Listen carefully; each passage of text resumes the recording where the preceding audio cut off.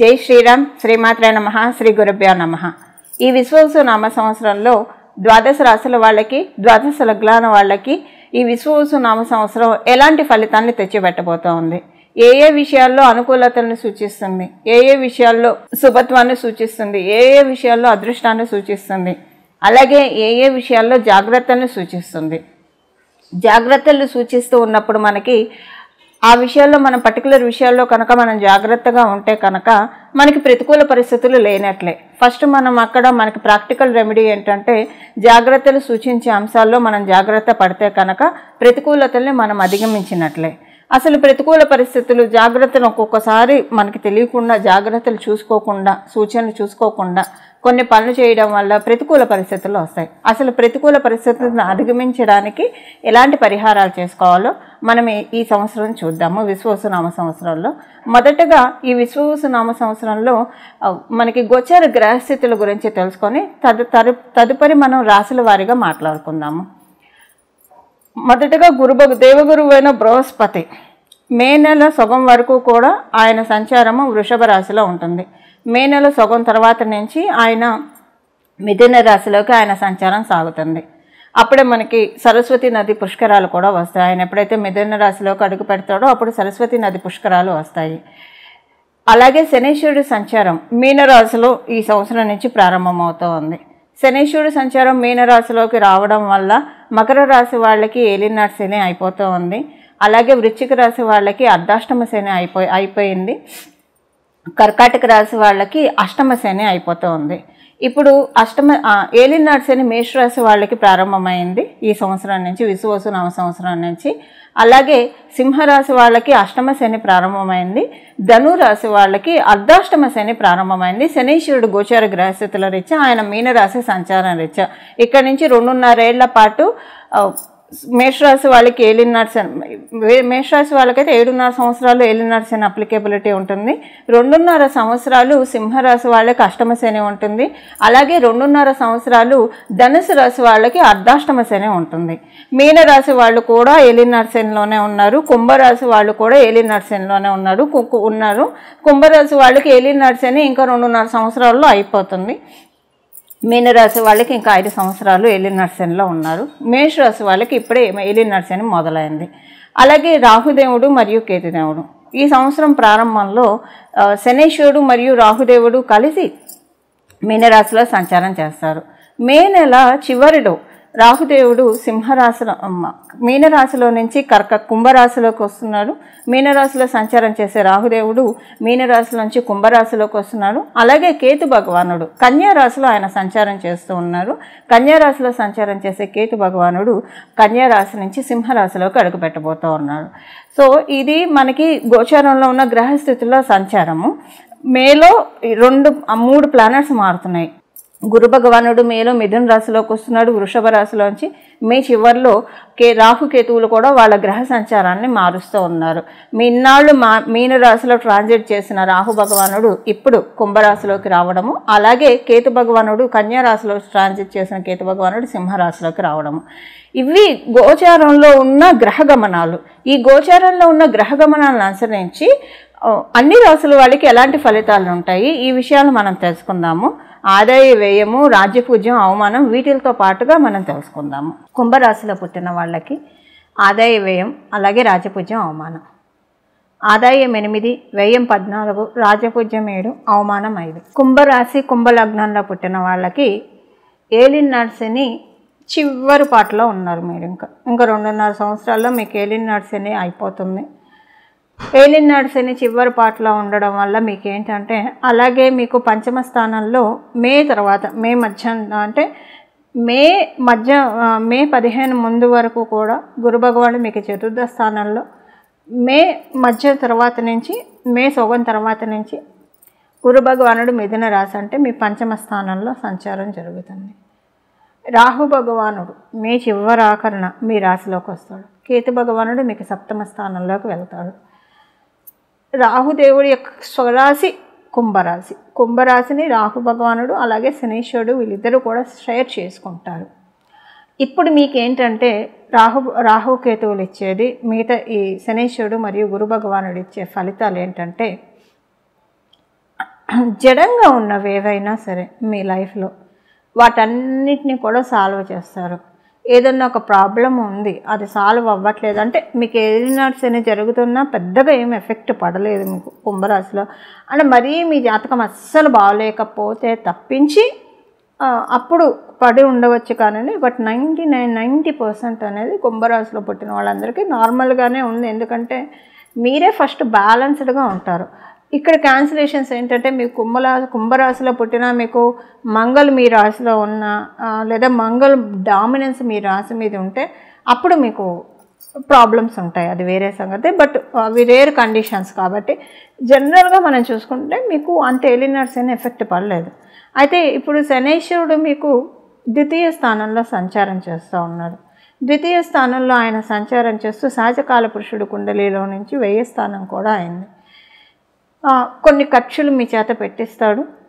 ఖర్చులు అంటే మీరు ఇల్లు కొనుక్కోవాలని అనుకుంటున్నారు అనుకోండి, మరి ఇల్లు కొనుక్కోవాలంటే ఖర్చు పెట్టాలి కదా, అలాంటి ఖర్చులు ఉంటాయి.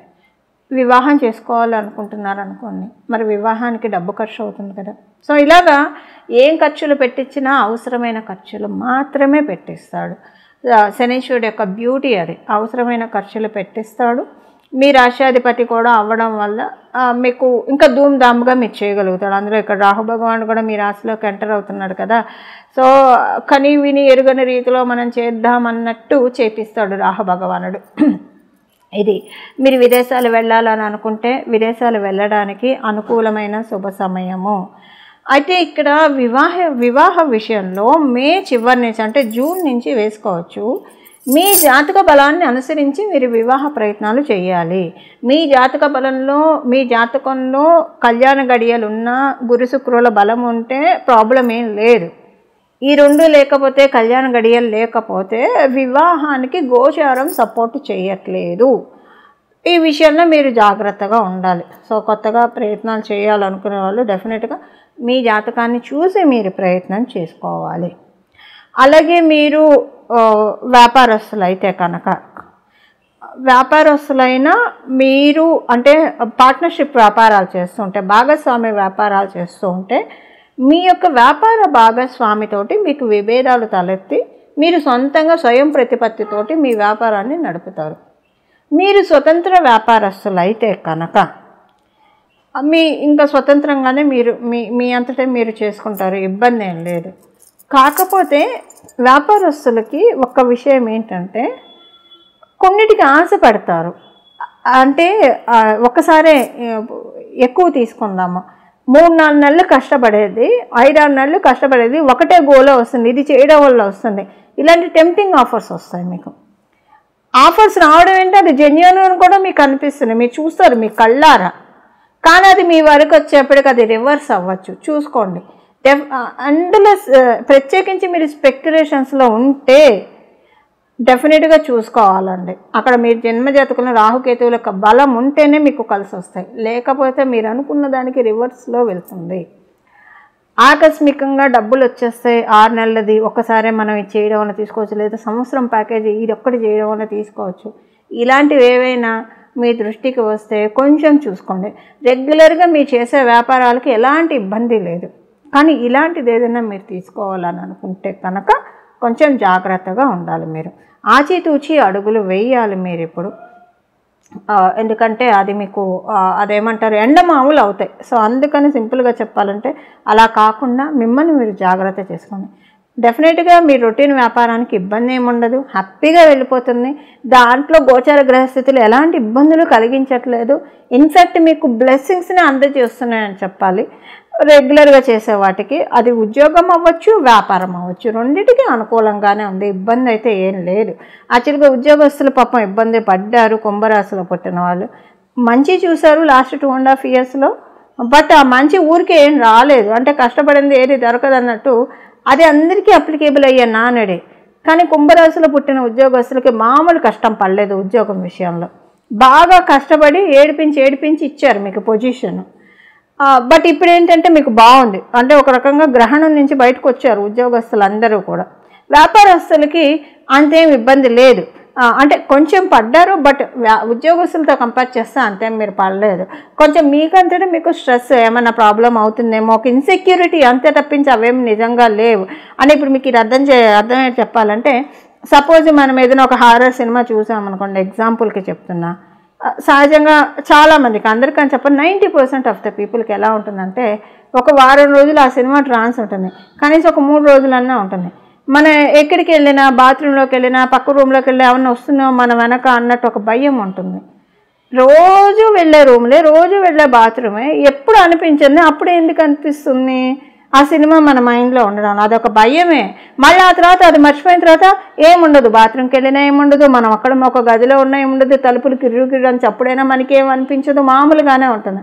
బట్ ఆ ట్రాన్స్లో ఉన్నప్పుడు ఇదంతా ఎందుకు చెప్తున్నా అంటే, మీకు గడిచిన 2.5 సంవత్సరాలు మీకు అలా అభూత కల్పనలు, భయపడ్డారు అంతే. మీకంతా బాగానే ఉంది వ్యాపారస్తులు, కానీ ఉద్యోగస్తులకు అలా కాదు. బట్ ఇప్పుడు ఏదైనా సరే ఉద్యోగస్తులకి వ్యాపారస్తులకి ఇద్దరికి బాగుందండి, ఇబ్బంది ఏం లేదు, మంచి టైంలోనే ఉన్నారు. మీరు వివాహితులు అయి ఉంటే మీ జీవిత భాగస్వామి ఆ విషయంలో మీరు కొంచెం పర్టికులర్గా ఉండాలి. మీరు మగవాళ్ళు అయితే మీ శ్రీమతి యొక్క పట్ల ఆమె అంటే తన తన తన విషెస్ ఏవైతే ఉంటే అవన్నీ సంకల్పం నెరవేరుతుంది, వాటిల్ని మీరు ప్రోత్సాహం ఇవ్వండి. సపోజ్ మీరు ఆడవాళ్ళు అయితే మీ మీ భర్తకి మీరు సహకారం అందించాలి. అందిస్తే వారు అనుకున్నవి గోల్స్ వారు రీచ్ అవ్వగలుగుతారు. అలాగని అంటే ఏమంటారు, సహకారం అందించడం అంటే ఫైనాన్షియల్ మ్యాటర్స్లో ఇందాక నేను చెప్పినట్లు ఏదో సంవత్సరం సంపాదన అలాంటి విషయాల్లో కాదండి. బట్ ఏదైనా ఒక మంచి పని చేయాలంటే, అంటే ఏదైనా సరే వాళ్ళ అభిప్రాయాలు మీకు బాగా కలిసి వస్తాయండి. సింపుల్గా చెప్పాలంటే అది ఫైనాన్షియల్ మ్యాటర్స్లో అని నేను చెప్పను, బట్ మిగతా విషయాల్లో బాగా కలిసి వస్తాయి. అన్నీ ఫైనాన్షియల్తోనే ముడిపడి ఉండవు కదా. సపోజ్ మీ పిల్లలకి పెళ్లి ప్రయత్నాలు చేస్తున్నారు, మంచి సంబంధం వచ్చింది, మీకు నచ్చి ఉండకపోవచ్చు, మీ జీవిత భాగస్వామికి నచ్చి ఉండొచ్చు, ఇది చేస్తే వాళ్ళకి బాగుంటుంది వాళ్ళ లైఫ్ అని చెప్తే, అది మీరు దానికి రెడ్ టిక్ పెట్టుకుని గ్రీన్ టిక్ పెడితే నిజంగానే బాగుంటుంది. సో ఇలాగా సపోజ్ ఏదైనా ఇల్లు వెతుకుతున్నారు కొనుక్కోవాలని చెప్పి, ఏదైనా గృహ ప్రయత్నాలు చేద్దామని అనుకుంటున్నారు అనుకోండి. సపోజ్ ఆలు లేదు, సూలు లేదు, కొడుకు పేరు సోమలింగం, ఇంకా అక్కడ ఇన్కమే పూర్తిగా పెరగట్లేదు, అప్పుడే మీరు చేస్తారా? ఇలాంటి అడ్డు మాటలు చెప్పకుండా వాళ్ళ ప్రయత్నాలు వాళ్ళు చెయ్యనియండి. ఇప్పుడు ఏంటంటే అలా చేయడం వల్ల డబ్బులు ఆటోమేటిక్గా అవే వస్తాయి. మళ్ళీ అదేది ఆకస్మికంగా ఏదో ఓవర్ నైట్ స్టార్స్ లాగా కాదు, దానికి తగ్గట్టు కృషి చేయిస్తుంది డెస్టినీ, చేయించి ఆ స్టేజ్కి మిమ్మల్ని తీసుకెళ్తుంది. సో ఇలాగ మీ జీవిత భాగస్వామి ఏమైనా ఇలాంటివి చెప్తే అడ్డు చెప్పకుండా ప్రోత్సాహం అందించండి. అది ఎందుకంటే బాగా టర్న్ అవుతుంది కాబట్టి. ఇప్పుడున్న గోచార గ్రహస్థితులు వచ్చా మరీ మీ జన్మజాతకం సహకారంగా లేకపోయినా 30% చూస్తారు. సో అప్పుడు ఏంటంటే మీరు ఇంకా దానికి రెమెడీస్ చేసుకొని అలాంటి బలాన్ని మీరు పెంచుకోవాలని అర్థం. ఎప్పుడైతే మే మధ్య తర్వాత నుంచి, మే సగం తర్వాత నుంచి గురు భగవానుడు మీకు పంచమ స్థానంలోకి వెళ్తాడో అక్కడి నుంచి మీకు దైవబలం పెరిగినట్లు అనిపిస్తుంది. మనసుకి చాలా ప్రశాంతంగా అనిపిస్తుంది. మీ మనసులో ఉన్న భయము, బాధ, బెంగ అంతా మటుమాయం అయిపోతుంది. అంటే భగవంతుడు హీల్ చేస్తూ ఉన్నాడు పంచమ స్థానంలో ఉండి. మీకు సంతానానికి చాలా మంచి సమయము. మీ జ్యేష్ఠులకి మీకు ఎంతమంది సంతానం ఉంటే అందరికీ మంచి సమయం. మీరు సంతానం కోసం ఎదురు చూస్తూ ఉంటే సంతాన సాఫల్యమయ్యే సమయం, సంతానానికి మంచి సమయము, మానసిక ప్రశాంతత మరియు మీరు అనుకున్న పనులు నెరవేరే విధంగా ఈ రకంగా 3 ప్రామిసెస్, 3 వాగ్దానాలు గురు భగవానుడు మీ కుంభరాశి కుంభలగ్నంలో పుట్టిన వాళ్ళకి చేస్తున్నాడు. పరిహారం ఏం చేయాలన్న విషయాన్ని ఇప్పుడు మనం చూద్దాం. కుంభరాశిలో పుట్టిన వాళ్ళు, అలాగే కుంభలగ్నంలో పుట్టిన వాళ్ళు ఆంజనేయ స్వామి వారిని ఎక్కువగా ఆరాధించడము. ఆంజనేయ స్వామి వారికి మీకు కుదిరితే మధ్య మధ్యలో వడమాల వేయడం, సింధూర పూజ చేయించడం, లేదా ఆకు పూజ 3 చేయిస్తే మంచిది. లేదా మీకు ఏది మీరు చేయగలిగితే అది చేయడము. ఇవేమి చేయగలిగితే మంచిది. ఇవి చేస్తూ ఈ నామాన్ని జపించడం, అవి చేయలేకపోయినా ఈ నామాన్ని జపిస్తే కనుక వాయు వేగంతో మీ పనులన్నీ జరుగుతాయి. అలాగే కొన్నంత ధైర్యంతో, కొన్నంత స్థైర్యంతో, ఆత్మబలంతో మీ లైఫ్ని మీరు లీడ్ చేయగలుగుతారు. ఇప్పుడు రాహు భగవానుడు మీకు అది ప్రసాదిస్తూ ఉన్నాడు. దీనికోసం హనుమత్ పాదాలని మనం ఆశ్రయించాలి. రాహు భగవానుడు దుర్గామ్మవారిని పూజిస్తే ఎంత సంతోషిస్తాడో, హనుమంతుడిని పూజిస్తే కూడా అంతే సంతోషిస్తాడు. ఎందుకంటే సూర్యనారాయణమూర్తిని మింగినప్పుడు నా తర్వాత మింగింది నువ్వే, అందుకని నువ్వంటే నాకు ఇష్టం, నిన్నెవ్వరు ప్రార్థించినా వాళ్ళ జోలికి నేను వెళ్ళనని రాహు భగవానుడు హనుమంతుడికి చెప్పాడు. ఇది మనకు ఒక చిన్న మన స్క్రిప్చర్స్లో ఉన్న స్టోరీ నేను చాలా క్లుప్తంగా చెప్పాను. సో అలాగా దుర్గామ్మవారి ఆరాధన. ఇంకా కుంభరాశి కాబట్టి, వాయుతత్వ రాశి కాబట్టి వాయుపుత్రుడైన హనుమంతుడిని ఆరాధించాను. ఏ నామంతో ఆరాధిస్తారు? భజే వాయుపుత్రం, భజే వాయుపుత్రం, భజే వాయుపుత్రం. అలాగే రామనామాన్ని జపిస్తే ఆయన ఎక్కువ సంతోషపడతాడు. రాహు భగవానుడిని అప్పిచ్చేస్తే మీకు ఆకస్మిక ధనలాభం కలిసి వస్తుంది. దానికోసం హనుమంతుడిని ప్రసన్నం చేసుకోవాలంటే రామచంద్రమూర్తిని ఆరాధిస్తే చాలా మంచి ఫలితాలను మీకు భగవంతుడు ప్రసాదిస్తాడు. అలాగే మీరు దుర్గామ్మవారిని కూడా ఆరాధిస్తే చాలా చక్కటి సత్ఫలితాలు ఉంటాయి. ఇవి కుంభరాశి కుంభలగ్నంలో ఉన్న వాళ్ళ ఫలితాలు. ఇవి విశ్వవసు నామ సంవత్సరంలో. మంగళం. నమో భగవతే వాసుదేవాయ.